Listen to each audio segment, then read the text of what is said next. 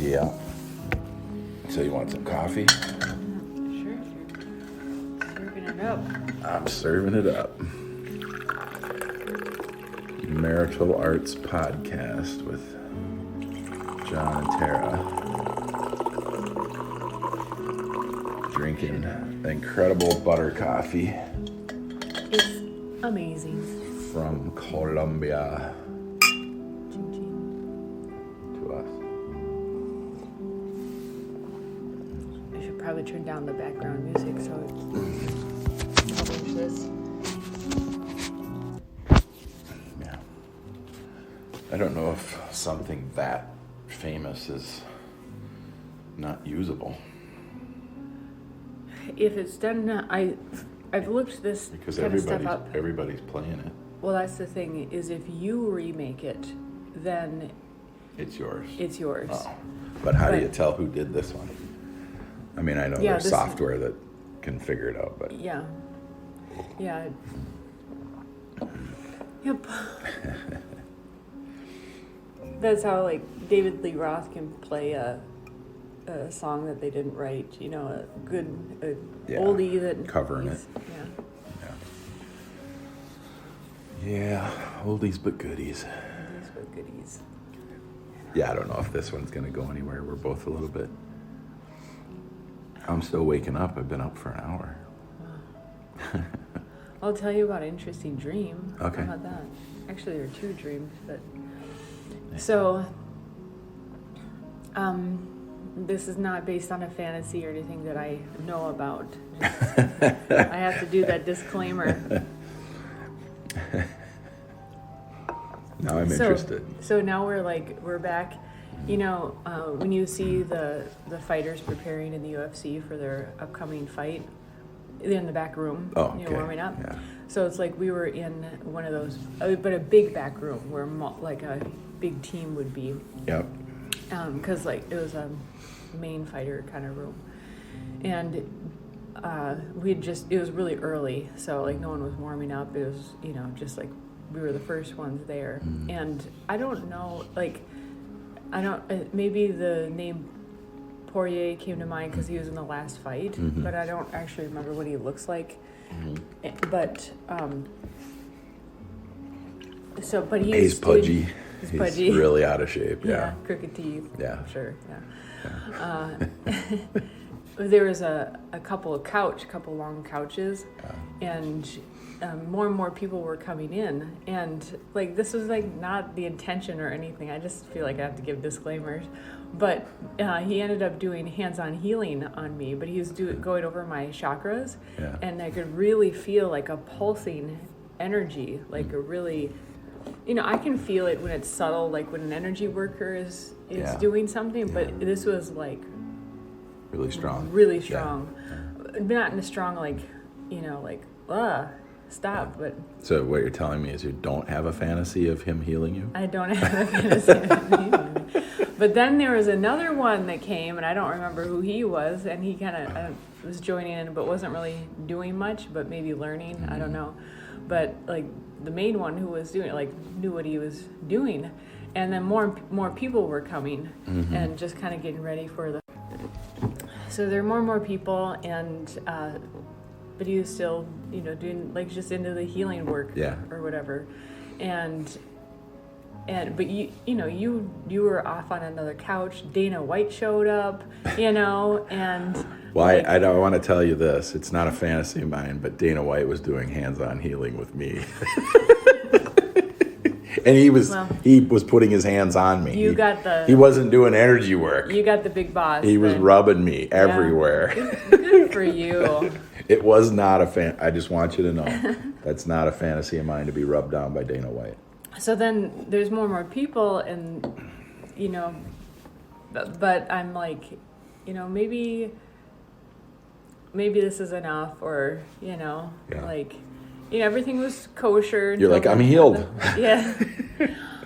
And then, I don't know, he starts like whispering in my ear, and I'm like, yeah, you know, I know you're a fighter and stuff, but I really don't want my husband to hurt you. So like, Yeah. and then. That's because he doesn't know the secret stuff. He doesn't know secret stuff. He just, And then Dana's like, "Is everything okay over there?" Like, yeah. does he have to take care of one of his fighters or Right? something? Yeah, well, and then I had to yell at Dana because he stopped touching me. Not a fantasy. His dream was awesome. It was, Clearly. yeah, not a fantasy of mine either. I'm not fantasizing.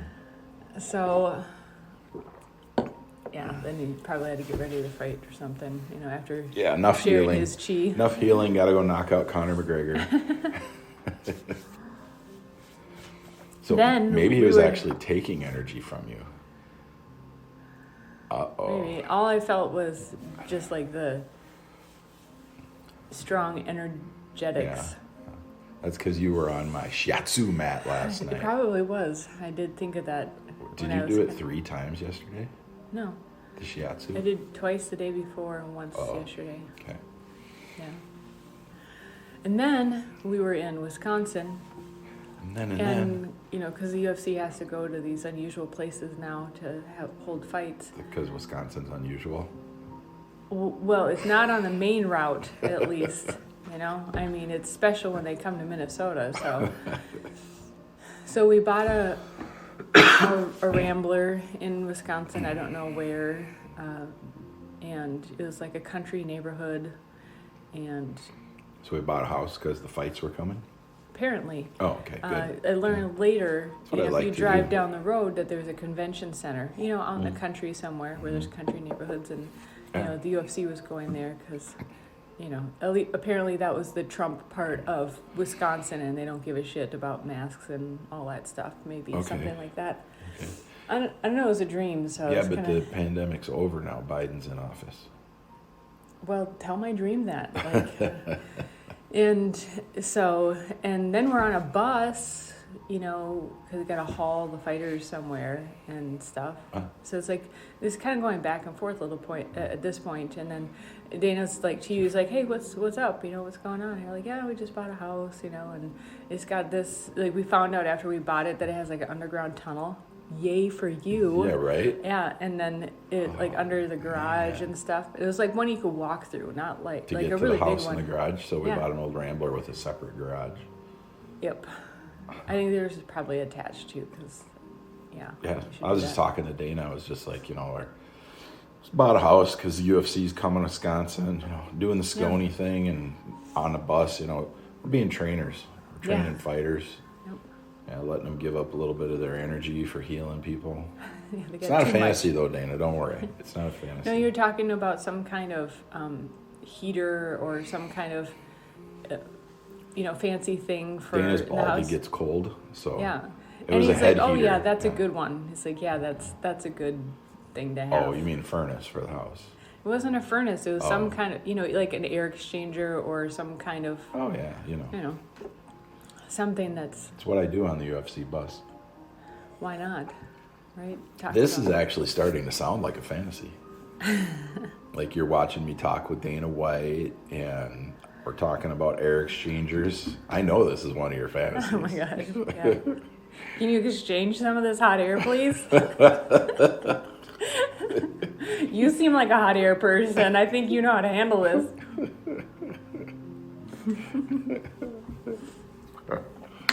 This might be turning into a marital arts podcast. That's after a all. German fantasy that you could actually tell a joke. Yes. Right. There are maybe a third of the audience that are laughing. Maybe. So if 3 people are listening, 1 person's getting a chuckle. Yep. Chuckle. That's usually what it is, too. Yeah. So, Well, interesting dreams. yeah. I'm trying to relate them to life, just trying to figure out the meaning of your dreams. I'm doing dream analysis right now. Yeah? Just thinking about them deeply, yeah. Okay. And, oh, there's Star. Hey, Starry. Oh, you're too far away. You're reaching, but you're too far away.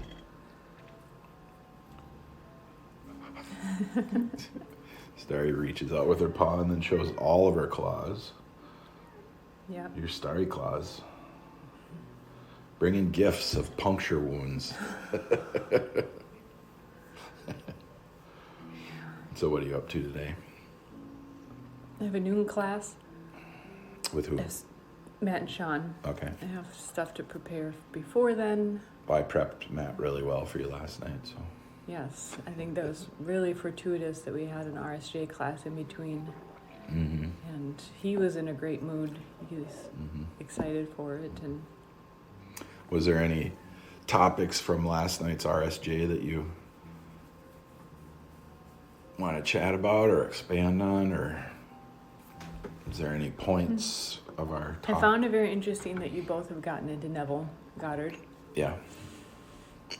Yeah. And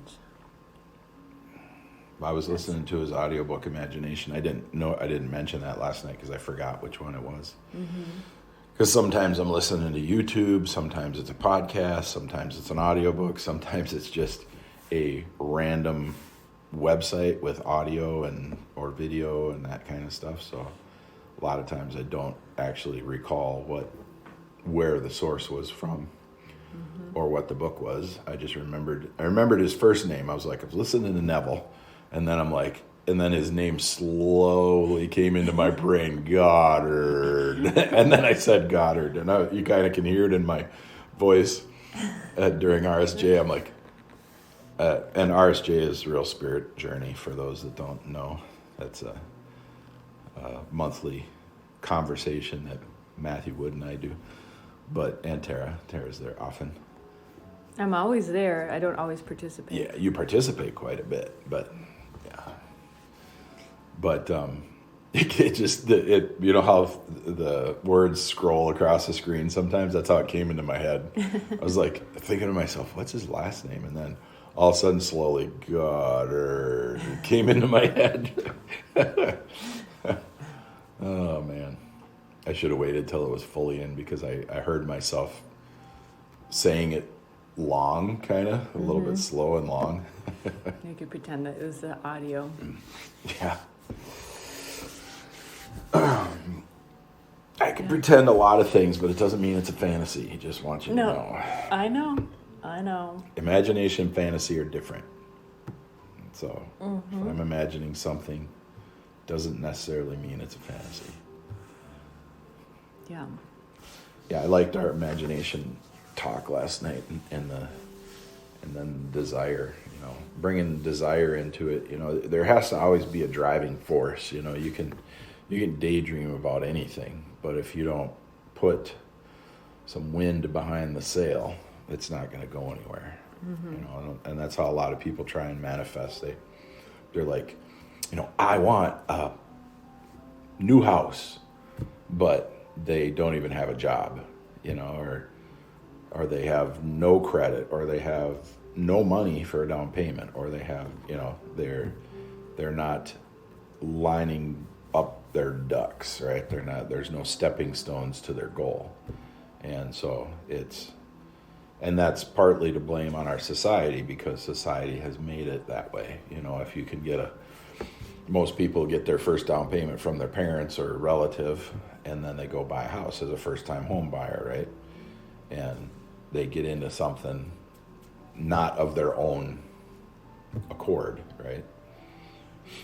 I find it interesting in a bit of a tangent how we are intrinsically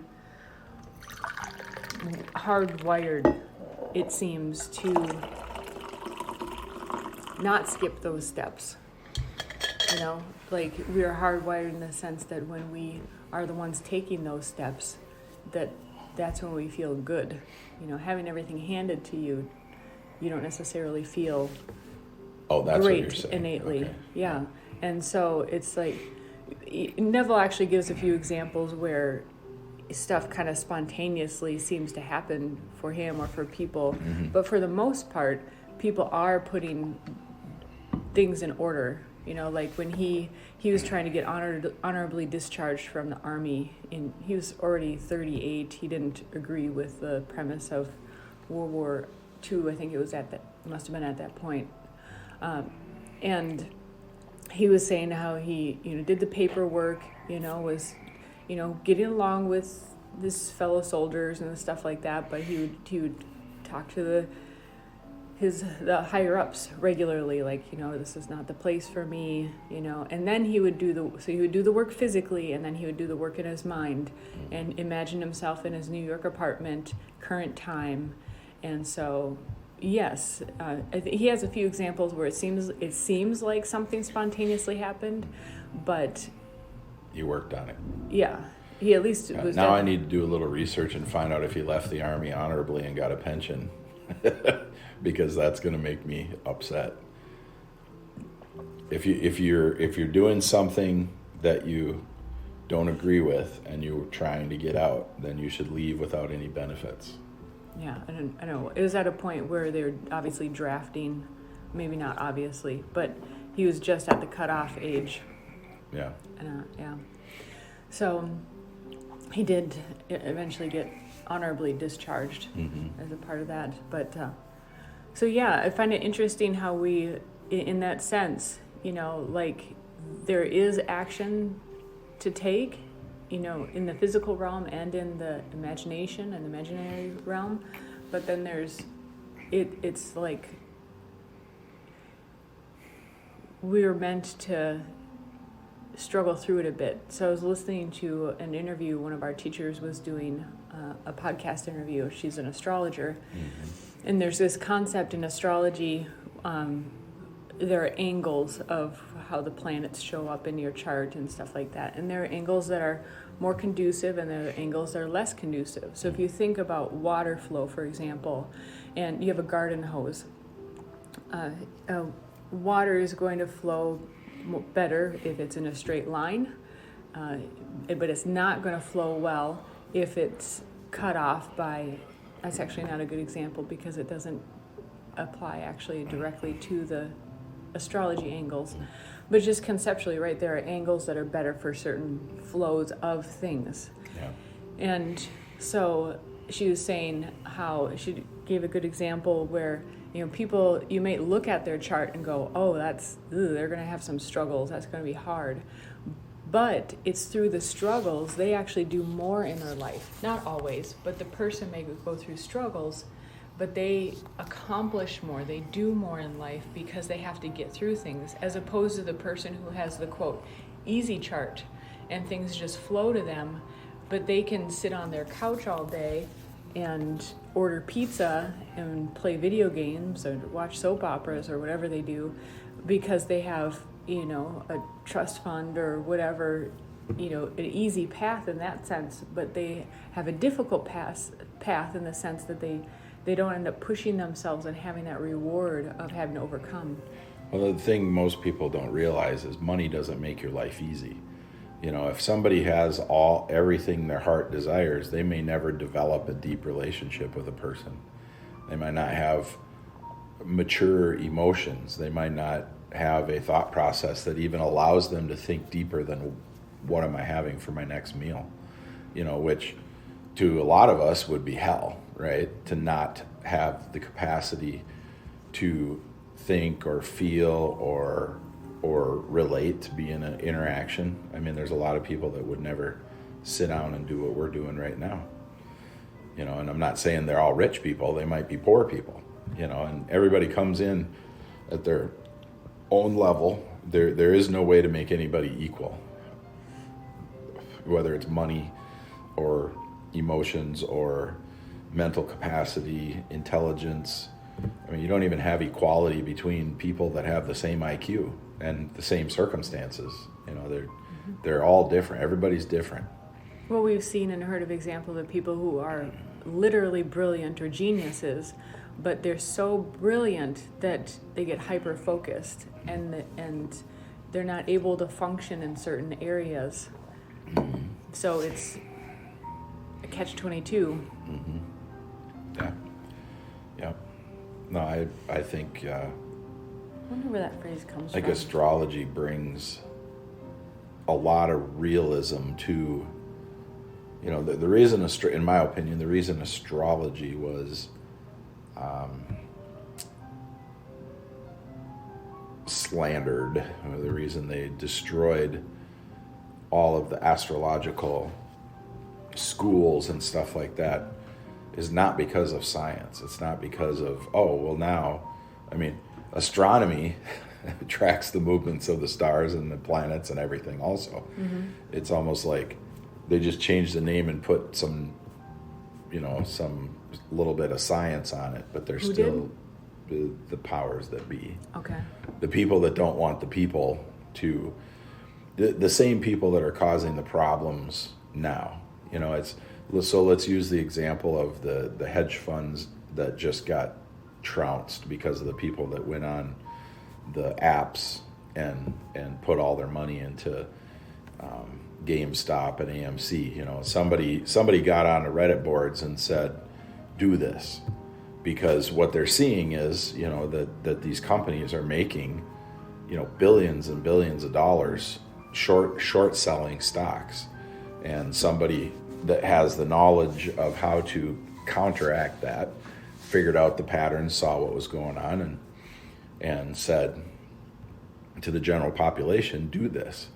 And they did. They drove the price of the stock up. The short sellers are losing everything now because they have to return their margin calls, I think they call it. They borrow the stock for a little while, and then they sell it back if they make a profit or even if they lose, right? So there's short selling. So I'll just give you a quick example. So you say, I want to borrow this stock at $100 because you know it's going to go down, and I'm going to pay you a percentage of where it is right now in 3 days. Then you bet that the stock is going to lose, and then when you sell it back, you're giving a percentage of the loss which you made. It's really convoluted and ridiculous. And they say just yesterday, day before and yesterday, they lost $70 billion because average people came in and bought 2 shares. They spent $120 to buy 2 shares at 60. And once they started doing that, the stock price went up, and it went all the way up almost to 400, like 370 something, which is a X number multiples. And then, the company's like, well, holy cow, and we just sold all our stock. And the derivative managers, the hedge fund guys, lost everything. And then the stock apparatus came in and shut it down. And so the big guys can make money off the stock, but the little people can't, right? And so now they're exposing that this is the kind of thing that we're going to keep seeing happening over the next, couple years for sure, maybe 4 years. So Yeah. not that correlates to anything, but Yeah. So it's the same thing as astrology. Astrology is a way, like me and you use it. It's a way to see what's coming, time things, make sure you're on the right side, ride the wave of the energy, that kind of stuff. And the powers that be do not want regular people to be able to do that. That's why anytime there's somebody that starts accurately predicting things, they get taken down, they get slandered, they get, somebody finds out that they, accidentally stepped on a bug in 3rd grade and, they're an evil person, Right. So Send PETA after them. Oh, hey, Star, you want to come up? So yeah, I think that more people should understand astrology. Well, it's certainly been fascinating as I've learned it over the last year and a half, and it's a lifelong study. I think you can hone and learn over your lifetime, and but it's really fun and intriguing because it's like another language, another way to see things. While obviously using your own language, but it's literally a different vantage point. And so it's easier to kind of step outside of yourself, your situation, your life, or see someone else's situation, their demeanor. Like I was sharing with the astrologer that we work with in the Institute, after our meeting, you met with us the other day, and oftentimes you come in on a project that we're developing or with a teacher when we need that bigger picture kind of view. That's really your specialty, is you really can help see the bigger picture, see down the road, help direct things in with that kind of insight, where if I were conducting these meetings just me, I would get more hyper focused. It's like, okay, this is what we're doing, and doesn't typically have. I'm getting better at this the more that we do projects, but you tend to be able to see the bigger picture down the road, and so it helps us to just keep those things in mind or start off in that way. And as when you had left the meeting, she and I talked for a little bit longer, and I was like, I can see now, even though I loved you from the beginning, I can see that your certain astrological aspects, your sun, your rising sign, and your moon placement, that how they really are your specialty, and I've come to appreciate my specialty in the sense that, like my chart, they say, and I've done the analysis, is ruled by Saturn, and so there's so many things to look at, and instead of, you might have characteristics that you might think to yourself are a pain in the butt, but you can come to appreciate them, that they really do play a role. And also it has helped me to see how me and you really work together really well when we use our attributes like that. And if I'm not, because in the past I would have tried to, and I was trying to be more like you, like, why can't I, like I said to you the other day, I know I can conduct this meeting, but it'll be better with you in it, because this is your natural tendency, rather than me trying to push myself in that direction. Well, that meeting needed a little bit more direction, needed an outside voice too. Yeah. And so certainly, because I grew up, and bless the people that, I'm thankful in a lot of ways that how I grew up was, you can do anything, you can be anything. And as a child, you're developing, and so your job, the job of your parents, is to help you to find out what your skills, natural skills, abilities, talents are, and to develop some of those that you need help with. But a problem with that is that it's a shotgun approach, rather than, if you do too much of that, it's a shotgun approach, and I felt, saying you can do anything. Yeah. Just leaving it wide open. And I felt confused. Whereas over time, I've had to learn to find my own attributes. But also, the drawback of that was, if I wasn't good in an area, I felt bad. Like, I should be good at this. And what I've learned over time is that it's okay to not be good at certain things. Learn about them. So, like, if you need to work with someone whose natural talents are in that area, you know more how to, the verbiage and so forth, how to work with them. But you don't have to be good at everything. That there's actually a blessing in having your own talents, and it's okay to take the back seat, in a meeting, and let someone else shine. That's really what, and so it's an overall goal, what's best for this situation, not necessarily, well, I can do it, Well, not everybody has the tools, sometimes you have the tools for the situation and sometimes you don't. Usually when I'm in meetings, they're all different components, right? There's the either the business owner or the manager or the director, and then there's the engineers, and then there's a machinist or two, and then there might be a buyer, and and everybody brings in their own segment of what the company needs or what the job needs. Yeah. You might have a material specialist, and then you have and then there's generally what we would say a tool maker that understands everything, that's been in the field for a long time and can direct and say yes or no. Because when I come into meetings like what we did the other day, most of the time meetings are happening because people don't know what to do, right? And that's why we started talking about putting in organization a couple years ago, where I said, you have so many people you're working with, you have to have regular meetings, because otherwise you're dealing with this, what do I do about this? what do I do about this? And what do I do about that? You know, there's no standard operating procedures. There's no, hold on a sec, we get a, so the idea in my mind is making sure that you have, you know, things that you're repeating. You have standard operating procedures. So you use a couple of stories, a couple different ways, but it's to make the same point.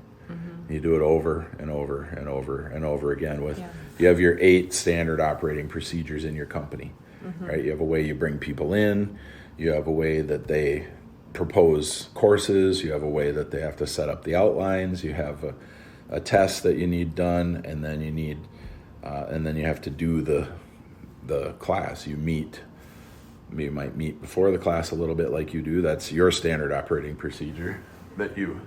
She actually went behind the door so that they could We're watching play. The cats. That's a good way for them to play. Yeah. No claws through the window.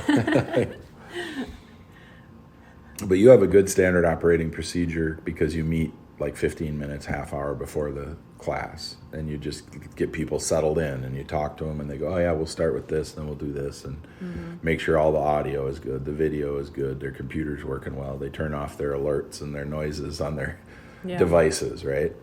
And that's a great standard operating procedure, you know, but all the other preliminary stuff needs to be in place. And then once you have regular meetings with your teachers, then they all get to know each other better too.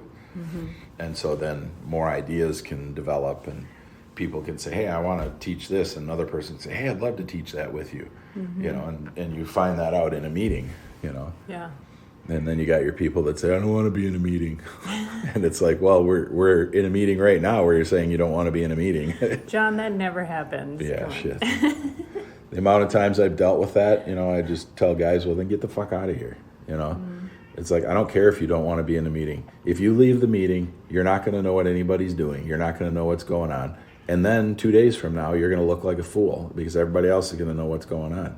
Yeah. And you're going to be like, hey, what are we doing? Right. Like, oh, that's right. You left the meeting. Yeah. So I started, I'm realizing I'm at a point where I'm continually getting behind in work. And even after a solid day, like, I'm still behind. And so fortunately, by whose standard? By my standard.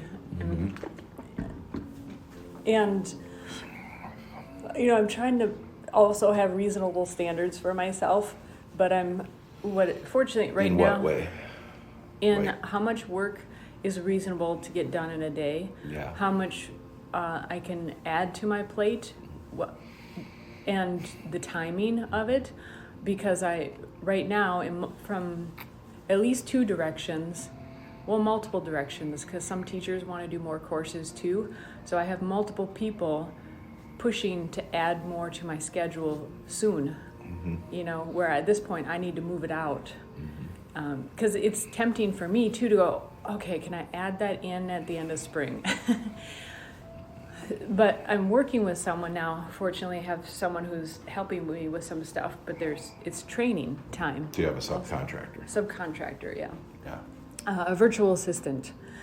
And so yesterday I just started training her in on some stuff. So it's new to me because I'm thinking of, it's not that I'm a control freak, but there are things that are really important. Like a person, you don't hand them off right away.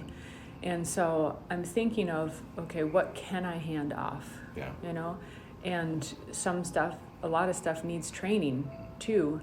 And so I'd like to point this out, just so people, if they don't know, if the Biden administration gets their way, you're going to have to make that person an employee. I've heard that is. And what will that do to you?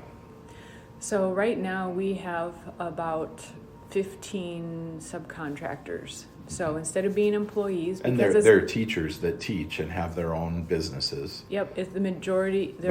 You coalesce them on the institute so that there's a lot of teaching. From different people. We're not a full-time college or institution that is hiring people even part-time. This is like you hire a painter to paint your house. You don't need it painted every week. You just want to hire them as a subcontractor to come in, and you may not know that you're hiring them as a subcontractor. That's because they take care of their own taxes.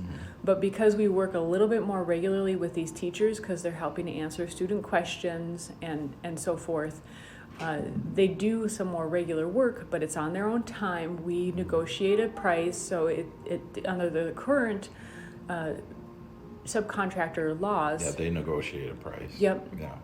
And they make their own time. They make their own schedules. Yep. And so there are actually already laws on the And books. they're off-site. They're off-site. They buy their own equipment. Yep. So they're technically a subcontractor as opposed to an employee. And so what that means is they pay their own withholding taxes, their own Social Security, however that looks for them. Well, if they become an employee, that means that we need to pay Social Security, FICA, unemployment. If there's child support, you have to handle child support. And so what turns into, it'll be twice as much. It will add thousands of dollars. Yeah. So if you're paying them $25 an hour right now, if you could put it in an hourly wage, you're going to be paying $50 an hour because of all the services, fees, and time that you have to put in. And so what happens is either we take a major haircut in our, what I make, or we have to raise our prices, which is what most companies need to do to compensate. Which is exactly what happens when they raise minimum wage. Because your current price structures is set to support your current business model. By the way, do you know what minimum wage actually is? Well, what's the lowest minimum wage that somebody could actually make or not make? Is it it depends on your state and county. Some are lower. It's like $7.25 or something like that. And it's a theoretical question. It should be $0 for those who don't work. That's your minimum wage. Well, if it was a different kind of trick question, I got it right, because it depends on where you live, because it's currently set. Minimum wage is for minimum skills, and if you want more wages, you should gain more skills. But it's an industry killer when most of these, in America, we've been to colleges many times, and we speak to, students at colleges, and, how many of them have had jobs? Hardly any. I was mowing lawns when I was 10. I've worked full time since I was 15. It was really surprising. Now, granted, this one college that we've spoken at mostly is considered a private college. But a very low percentage of the audience has had. Well, it was virtually zero. Most of them were foreigners that had jobs. Yep. And back to our original, what was one of our first topics, which is, putting your ducks in a row. Right. And even Irvin, he was working in the kitchen at the school. And he had to have a job because he was a foreign student. By the way, that's Irvin Liz of Colombian-cc.com sponsoring the J&T Marital Arts podcast this morning as we're drinking this wonderful Colombian coffee. That's COLO for Americans, not COLU, Colombian. COLO, Colombian-cc.com. We're drinking our butter coffee. We're sponsored this morning also by Thermos, which is keeping our coffee warm. Yeah. We have it in a one of those travel thermoses that my grandpa used to take to work. Everybody's grandpa. Yeah, and I have one. I love it. We're also sponsored by Nalgene, which makes really great travel bottles for water and water purification products. And I have a Nalgene bottle here that's a liter with a top that has a smaller opening, so it's easy for drinking. And Nalgene makes great products. They're antibacterial, and they don't break when you drop them. That's a huge plus. Yeah. You even had one freeze with water in it. That's probably not guaranteed, but it didn't crack or leak or nothing. Yeah, you must have had a little space in the top, because for those of you who do not live in areas where it freezes, water when it freezes actually expands. Yes. So hence, we've had broken bottles in the vehicle because That's why you can't take the volume of a glacier and say when it melts it's going to raise the sea level this much, because the volume is not exactly what you're measuring, and then a lot of it is snow on top, and so yeah, someone might be able to calculate. yeah. We're sponsored by glaciers everywhere. Glaciers. Yeah, Thank glaciers, they melt. That's the slogan. That's the glacier slogan. Glaciers, they melt. We're also sponsored by Apple. Apple makes a lot of great products. And right now we're recording this podcast on an Apple iPhone. Yeah. So if you like the audio that you're listening to, get an Apple iPhone. Yeah. Apples are great. Yeah. Here, They're delicious too.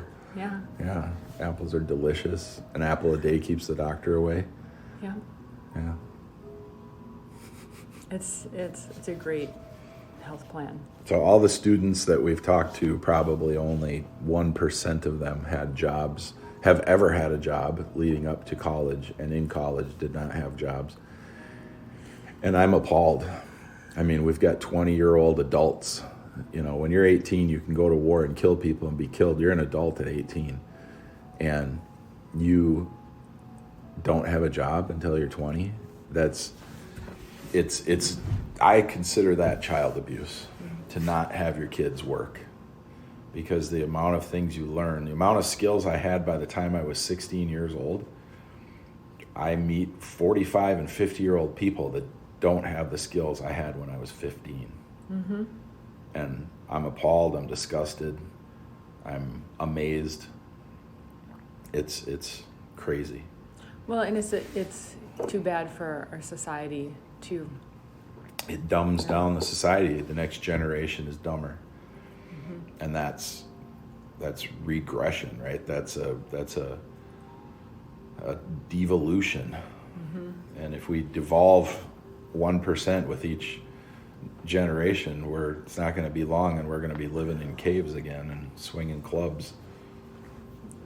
I will enjoy grabbing you by your long hair and dragging you back to my cave, but you know. Yeah, and I'll enjoy burning you in your sleep. It's not a fantasy, don't worry. She has fire. Oh. Yeah. You'll still be smart enough to have fire at least, I'm sure. Oh man. I was joking, you know. Don't worry, I was gonna make mad, passionate caveman love to you, you know. After dragging me by my long, scraggly hair. Yeah, by your nappy hair. Because there's no shampoo. You know, I'd probably make you an aloe berry mixture out in the woods. I'd get some acai from Brazil. Oh, really? Yeah. All the way. Are we still living in Minnesota at this point? Or well, I'd have it wouldn't it be Minnesota. We'd be like, oh. Minnesota. Oh. I'm getting a phone call. Got to tell them I'm in a meeting. Hopefully they don't listen to this podcast. Well, I won't say their name. Yeah. So yeah, we probably got a few more chuckles out of that one, I bet. Maggie, was that funny? Oh, soda, boat, tree, Oh. trio. Yeah, I would have acai from Brazil flown over on a pterodactyl. Oh, yeah. Because dinosaurs would come back. Well, of course. Yeah. We're obviously devolving and reversing in history. Yeah. The glaciers would reconstruct themselves. They would refreeze. Yeah. Yeah. And move back to their original locations. So in Minnesota, as of 12,000 years ago, we'd be under 2 miles of ice right now. So we're not in oh. No, we're in burr. We're in Shiverland. Mm. I could be chivalrous. Chivalrous. But to get the aloe, maybe we do We'd have to live go further south. Yeah. But then is south actually more like Minnesota at that point? Yeah. Because... By the way, I do know that acai is pronounced acai. Acai. Yes, it is. Yeah. Yep. How do you know? Well, I just said that because you were going to burn me, so I wanted to say a word wrong for you. John, it's not a fantasy. So you To know. burn me? Yes. To start me on fire? Oh, she's got fire. Well, if you don't burn me and you have fire, we could be like the richest people in our cave hood. We'd at least be warm. Well, yeah, I mean, people would bring us stuff and we'd lend them some fire. Oh. Because I'd be a capitalist then too. I'd be like, oh, got something I can sell. Yep. Just keep it burning, keep it stoked. Yeah. So, getting back to Neville. I'm going to listen to more. Mm-hmm. I think that's the first time yesterday or the day before that I've listened to Neville Goddard. You know, a lot of the stuff I listen to, I think there's a natural line. You know, all these self-help books and everything, they all have this same central theme, right? It's like all religions have the same central theme. You know, they're all looking to something that's unattainable, right?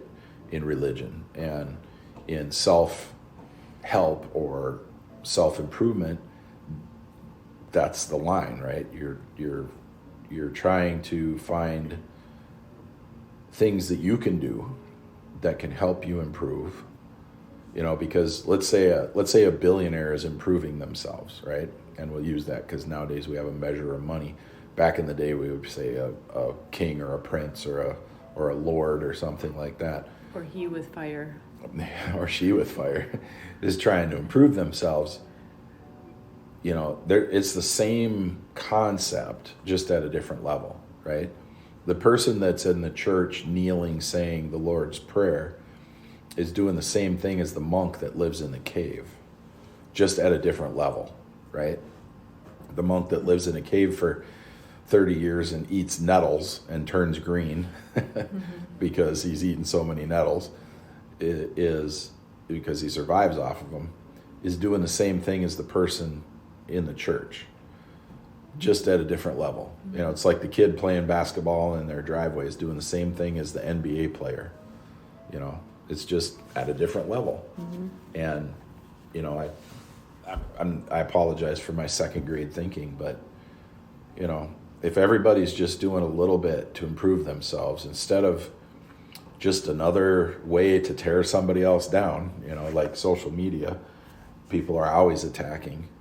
You know, I flipped all over. I'm a social butterfly on social media. You know, I'm all over the place complimenting people all the time, saying, good job, thank you for that. You know, wow, that was awesome. Thanks for sharing that, you know. And, you know, to just go around and put people's comments down, you know, if you're a tearer down, you know, I just would hate to have your life. You know, I would hate to be in your mind and have your thoughts. You know, I just think no matter where you're at in life, you can say something good to raise somebody up or to inform them. I mean, it's good to know. I mean, how many people we know that we know which way they vote, and when you talk to them, they don't know. They don't know the platform that, you know, they know the talking points of their candidates, but they don't know the deep platform that is behind the scenes that's going on.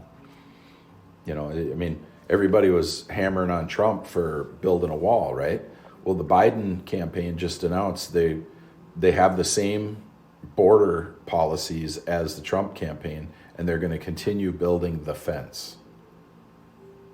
So they call it a fence, not a wall. Mm-hmm. It's going to be the same height. It's going to go into the ground the same amount of depth. They're keeping the same policies. And just a year ago, Biden was hammering on Trump for being xenophobic. Mm-hmm. And they're doing the exact same thing. And we'll be talking to people, and I'm against terrible things that go against America. You know, I'm for the Constitution. I'm for liberty and freedom of people and stopping the government from infringing on our God-given, our inalienable rights. Mm-hmm. You know, the right to defend yourself, the right to make your living and keep your money. Mm-hmm. You know, that's, to me, that's paramount. And when you work as hard as we do, you feel that. You know, it's too bad that so many people go somewhere for 7.5 hours a day. You know, how many days since you've been running the Institute, that's your business. How many days have you worked just 7.5 hours? Well, and it's tricky when you have your own business too. You're thinking about it so much. You know, you and I will be in the car, but we're talking business about either of our businesses, usually mine, or the Institute at least.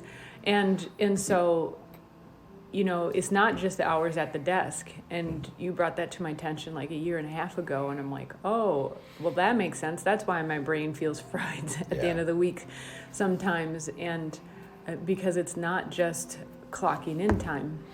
Sometimes you have to sit down and force yourself to watch a movie. Yeah. You know, laugh at something, watch some sort of adventure, let your mind go a little bit. Yeah. You know. Well, I was just talking to a teacher the other day, and we were trying to problem solve because as you grow, you have to come up with different creative solutions. And one of her classes is going to kind of change a little bit within a certain context. And I said, I had this idea in the shower, and she's like, it kind of seemed like she was in a hurry for a solution, but I said, you know, just give me a couple more days and we both see what the issue is. Just let my brain kind of work on it. And fortunately, you know, she's been in business a long time, so she's like, yep, I know sometimes you just need to let it kind of simmer and work itself out. And that's just it, you know, rather than trying to push a solution. So I don't remember why I said that, but fortunately, you know, to work with people who can understand the process too is helpful. Well, what you find out is, and it's like this, right? People think, so when we've talked at colleges and you know, some young ladies asked, you know, how many women work at your company? And I laughed and I said, none. And then they were like, well, that's sexist. You don't have any women work, you know? And it's like, okay, let me describe my business to you again. It's a machine shop. Mm-hmm. For a random joke, a guy will come up next to you and he will fart. And he will stand there until you smell it. And then when you go, oh, what the hell? Dude, what'd you do? Shit your pants? He will laugh and walk away. So we'll just start with that premise, okay? You regularly, on a regular basis, your hands get cut. On a regular basis, you bump your head. You know, I had a cut on my forehead the other day, and you were like, oh, look at that. You know, what'd you do? And I'm like, I bent over into a machine, you know, and I was focused on what I was looking at, and there was a nice metal corner up above my forehead, and I went smack right into it because I was trying to see the part that I was looking at. I've gone into that machine 100 times, you know, but I got really focused on my part, and I smacked my head on a piece of metal, right? That's just the beginning. The next thing to talk about is that the machines make noise all day long. The motors are whining, the machine axes are moving, and then air hoses are going off all day long. And I'm like, this is not an environment that women strive to be in. This is not. Very rarely. I've had one woman in the 14 years I've owned my business. I've had one woman work for me, and that was when we had a facility that had a front office, and you know, I hired her as a receptionist, and you know, that's what she applied for, and that's what she wanted to do. She loved to answer the phone. She loved to talk to customers, you know. But as soon as I didn't need that position because I'm the receptionist now, you know, she doesn't work for us anymore. She actually left. I didn't have to let her go, but it is a machine shop, you know, and to tell me I'm sexist because I don't have any women working for me means that you're an idiot.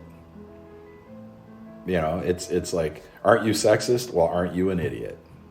You know, how dare you judge my circumstance based on the face of it? You know, it's like, how many books don't you read because you don't like the cover there, sweetheart? Oh, wait, I was being sexist there, wasn't I? A little chauvinistic. Yeah. It gets better. I work with the guys. So, that being said, if you work somewhere with somebody you don't work with the person across the street, right? So if you work at a McDonald's, you don't walk into a IBM, you don't walk into IBM and start talking to the engineer.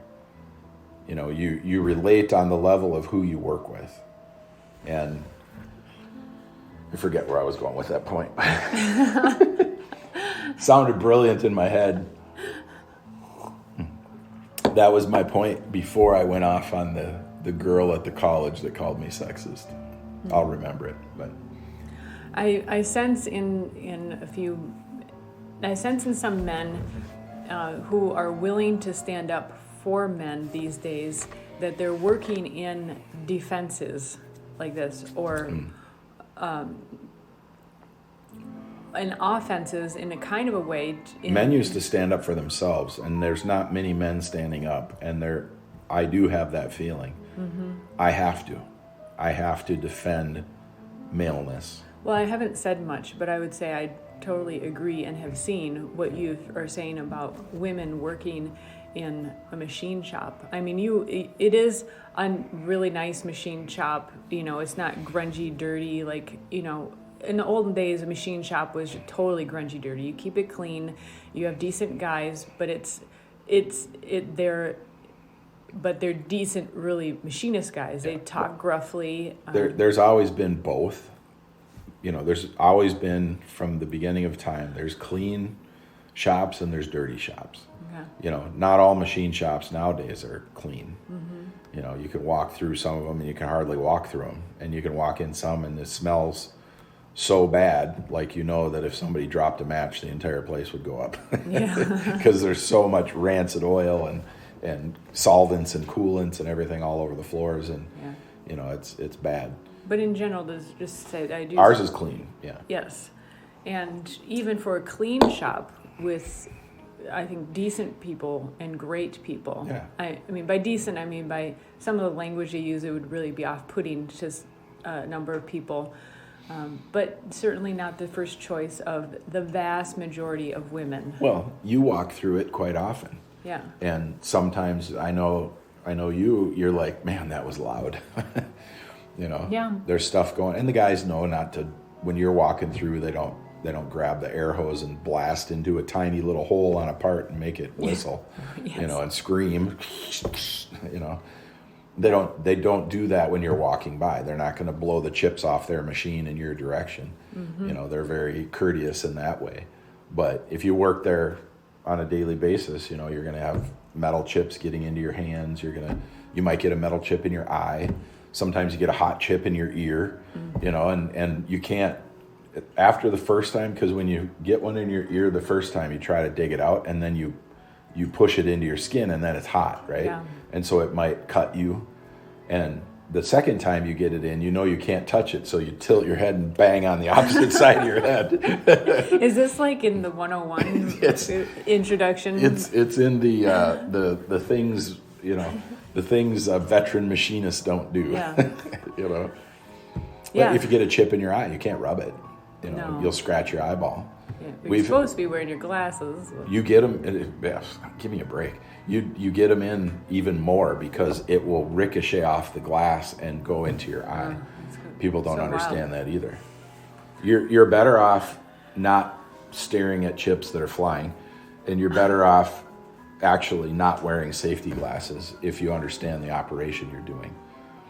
You know, if things are going to be flying at your face, then you need to be wearing a shield, you know, if you're in that type of situation. Mm-hmm. But safety glasses are for random things, you know, like we wear safety glasses when we mountain bike because there's bugs flying in the woods, and, you know, you might get the odd branch you didn't see and it hits your face, or dirt flies up from the bike in front of you. Yeah, that helps mostly. Yeah. Yeah. But yeah, most safety equipment is it's necessary for necessary situations, I'll say. You know, it's like when you're riding a motorcycle, you only need a helmet when you crash, or if you're riding in the evening when it's buggy or you're on the highway and there's a rock flying up, right? 90% of the time, 99% of the time, you don't need a helmet. Yeah. But when you need it, you want it. Mm-hmm. Yeah. Mm-hmm. So.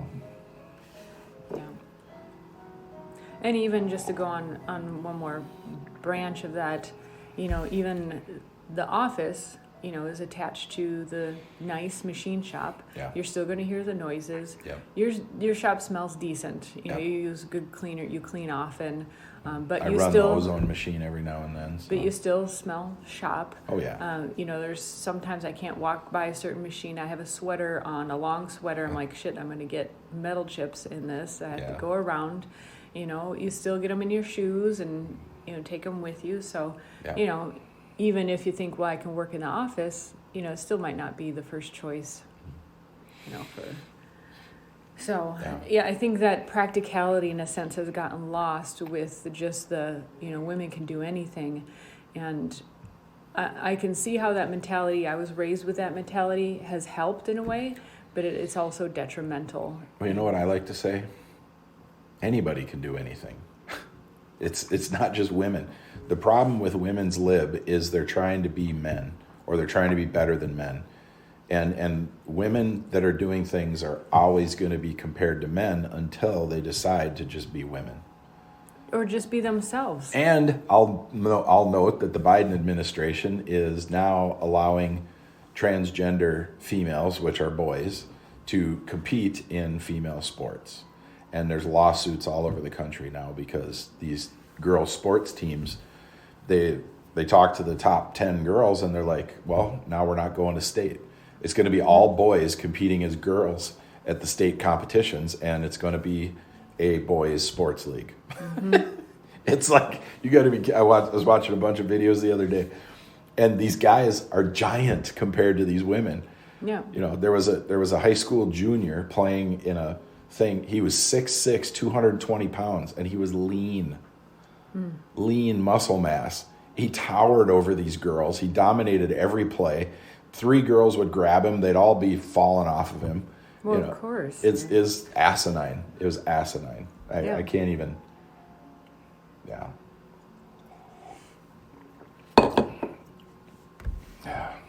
First of all, I have a hard time respecting most sports anyway, but I don't understand why every parent doesn't pull their kid out, their daughter out. There would be no sports league.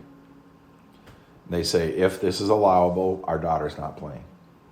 Or start up a private one. Yeah, and then go find something else for your daughter to do. Why subject her? To the point where this 220-pound kid falls on her with her elbow on her eye socket and crushes her skull. And then you're going to be like, oh, now my daughter's retarded, and we've got $1 million worth of hospital bills, and who are you going to sue? The government's going to protect that person. You're not going to even be able to sue because it's a law. Well, why wouldn't they create... so like when girls' sports came into being, they had to create their own leagues, right? And that was a part of... I think Title IX was part of that. And so instead of allowing these transgender people into these leagues... Well, Title IX was a mandated thing, so colleges or schools had to put a certain percentage of the money they put into boys' sports, they had to put into girls' sports because there was no market for girls' sports. Yeah. So, but similarly, if we just go in that direction, rather than having these liabilities and issues with, the transgender people, what the problems that you were just talking about, create another league. Yeah, transgender league. Mm-hmm. Why not? Then you got boys competing against boys. Then you might as well stay.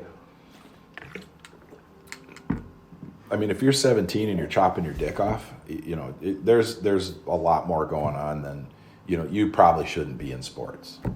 If you got that much confusion over your sex and your gender and your personal nature, you probably shouldn't be competing against people.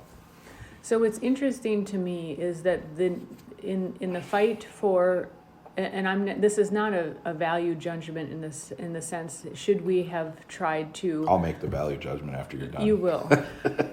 So we were chatting with a couple several months ago, and I was being asked, did you feel growing up that you were at a disadvantage, and so forth. And actually, I think, I graduated in the year 2000. And because why? Is it just because you're female? Because, a female. God. And so just for context, I graduated in the year 2000, and I feel by that time there was probably a really, there wasn't an official STEM moniker, but there was definitely, encouraging girls to get more into those realms. Push girls into the fields they're not interested in. Yeah. Well, I really enjoyed math and science, but I also really enjoyed music, and I think at that point where I grew up, it was a nice balance in the sense that I had the opportunities available to me. I wasn't overly pushed in certain directions, but it was like, you can take the next math class and you can continue in music. I just had to balance out, I could have taken music all day in my mind, but I had to, you have to balance out your credits. Let's talk about you in this next time. Okay. Because what I want to just do is give people, if there's anybody ever listening to this, I want to give people a precursor to a preview of what we will be talking about. You decided not to go to college. Your entire family blew up about that. Mm-hmm. It was your decision. You then, 10 years later, wrote a book. You now run an institute. Almost all of it has been created and managed and directed by you. And you use your math skills. You have insane spreadsheets for payments to all these teachers. Yeah. And you use your math skills that you have. But you would have gone to school. You would have been a physician. You would have been a doctor or something like that. And you would have been caught in the system that you see now, that you've talked about, that they're just giving people drugs, right? And then after 20 years of that, you would have found the natural path. And you got into the natural path within a couple of years of us getting married, and then you wrote a book. And so you're an author, you're a business owner, you're entrepreneurial in a lot of the things you do.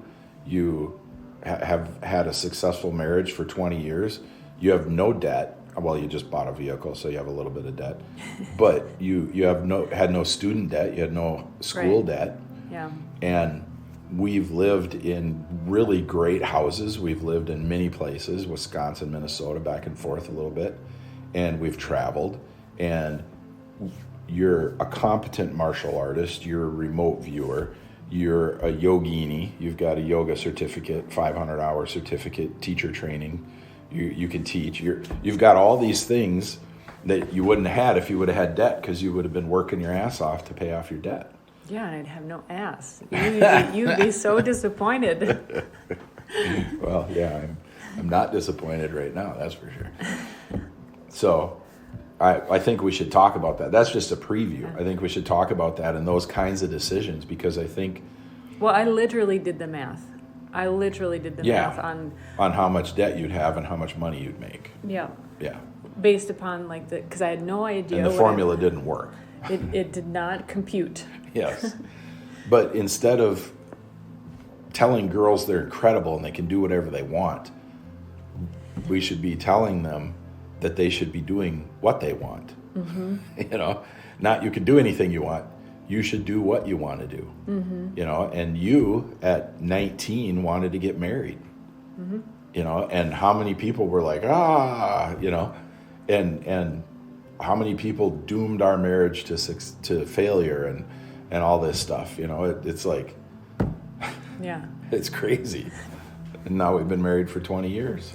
Well, it's something I appreciate about our friends and the parents of our goddaughters, where Mom keeps a list of gifts and learning tools that would be helpful for the girls. Mm-hmm. And I'll go in every once in a while and purchase a few things. And a lot of it, honestly, is I'm heavily educational based and development based. So it's a lot of times it's books or it's a learning tool.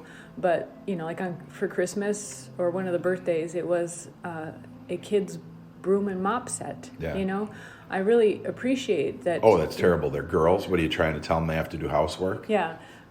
No, it's people have to clean their shit up. There's that, and I think there's a healthy balance of, yes, you need to learn these things, and let's make it fun to learn math and these kind of things, but it's okay to like dollies and, and it's clean okay up. to keep your house clean. Totally. I mean, and have you ever seen a kid try and maneuver an adult-sized broom? It's dangerous. Buy him a small set. I had a little hammer and chisel and drill set when I was a kid, and I had educational toys. I had Lincoln Logs, erector set. I had some Fisher-Price toys, which, they came in the shape they were in. Like I had a little Jeep and little people, and I had Matchbox cars and Hot Wheels and that kind of stuff. But the toys that I played with the most were the ones that I could make things from them. Mm-hmm. The erector sets, the Lincoln Logs, the Tinker toys, the Legos. And Legos back then were square. Mm-hmm. You had some angled Legos, so you could make a roof if you needed to, or if you made a car, you could have some angles on the car. And there was wheels and that kind of stuff. And then several years later, they came out with some motors, and you could build stuff with motors and that. But now you look at the toys, there's no imagination. You got to watch a movie, then you buy the toy, then you're flying around like Luke Skywalker, and you're like, oh, I'm Luke Skywalker, yay. And these kids have no mechanical skills. No, I'm looking at the toys that you buy for our goddaughters, and they're gonna have, I don't think you should always be teaching kids skills 100% of the time. You need to let them play, let them have their fights, let them figure things out, let them, lose friends, gain friends, side with some friends, go against other friends. You need to have that kind of stuff so they develop as a human being. Yeah. But they will have some skills, but you got to be careful how much you're directing them. Mm-hmm. I mean, we had this huge laundry tub full of Legos, and we would dump it out. And then we'd start building. We'd build huge castles and walls, and we'd have moats, and we'd have little, you put together some green Legos and you'd call it a crocodile, and your imagination played in, and your fantasy about what you were doing, played in, like me and Matt were talking about yesterday. But everything now is shaped. Everything has a specific purpose, and people would not know what to do, if they had to, cut off a branch and make a cup. Mm-hmm. How do you make a cup out of a piece of wood? Most young boys aren't allowed to have pocket knives, so they don't know how to whittle. Mm-hmm. I was whittling when I was, I was cutting my fingers off when I was 6. Surprised you have any left. Well, all the scars are back? Pretty much healed, but mostly on my left hand because I was right-handed, but you'd shave off your knuckle, or you'd stab into the side of your finger, trying to do things you need to learn. You'd close the knife on your hand, and then finally my dad bought me a buck knife, so it was a locking blade, and and then it wouldn't fold if I did something silly on my finger, But that was huge, a buck knife. I carried it around in a leather pouch on my belt all the time. I'd go out in the woods, I'd go on adventures. First thing I'd do, I'd go out in the woods and I'd cut off a branch and I'd make a spear. And you'd want a fresh branch because it's resilient, right? You wouldn't want a dead branch that's on the ground because it breaks easy. Mm-hmm. So you learn these things, just simple little things most people wouldn't know.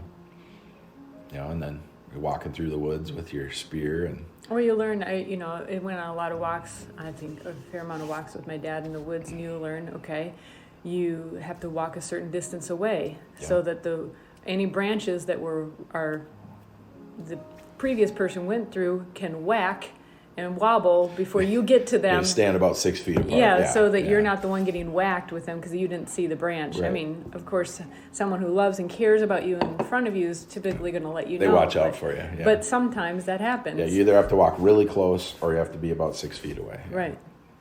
So, I mean, one of those things, it's basic, but essential. Yeah, we were distancing when we were young. I have to get going on some stuff. This is always fun. Yeah. But today's a little bit more tight on the schedule. So. Yeah, I'm running into the city, so.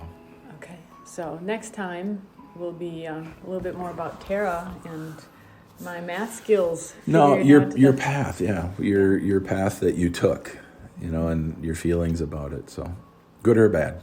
Well, it's changed along the way too. you know.